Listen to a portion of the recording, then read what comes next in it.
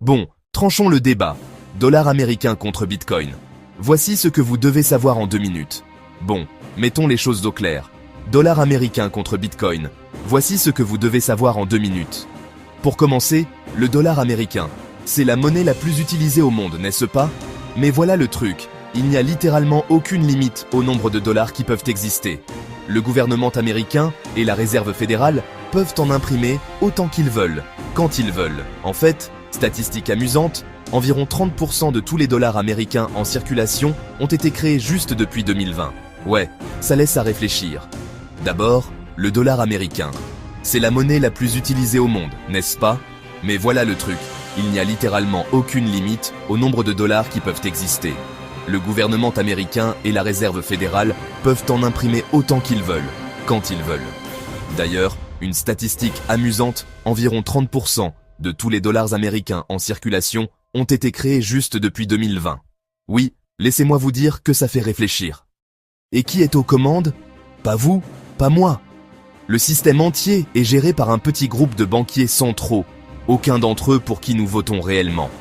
Donc, chaque fois qu'ils appuient sur « Imprimer », votre argent perd un peu de sa valeur. Et qui est aux commandes? Pas vous, pas moi. Le système entier est géré par un petit groupe de banquiers centraux, aucun d'entre eux pour qui nous votons réellement. Donc, chaque fois qu'ils appuient sur « Imprimer », votre argent perd un peu de sa valeur. Maintenant, retournons la pièce, littéralement, vers le Bitcoin. Le Bitcoin est numérique, il est mondial, et peut-être le plus important, il a une limite stricte, il n'y aura jamais plus de 21 millions de Bitcoin. C'est tout. À l'heure actuelle, il ne reste qu'environ 5% de tous les Bitcoins possibles à miner ou à créer. Personne ne peut juste décider d'en créer plus. Maintenant, retournons la pièce littéralement vers le Bitcoin. Le Bitcoin est numérique, il est mondial, et peut-être le plus important, il a une limite stricte. Il n'y aura jamais plus de 21 millions de bitcoins. C'est tout. Actuellement, environ seulement 5% de tous les bitcoins possibles restent à être minés. Personne ne peut juste décider d'en créer plus. Et qui contrôle le bitcoin?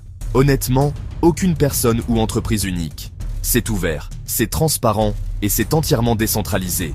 N'importe qui peut voir ce qui se passe sur le réseau à tout moment. Et qui contrôle le bitcoin? Honnêtement, aucune personne ou entreprise unique. C'est ouvert, c'est transparent et c'est entièrement décentralisé. N'importe qui peut voir ce qui se passe sur le réseau à tout moment. Alors, qu'est-ce que ça signifie?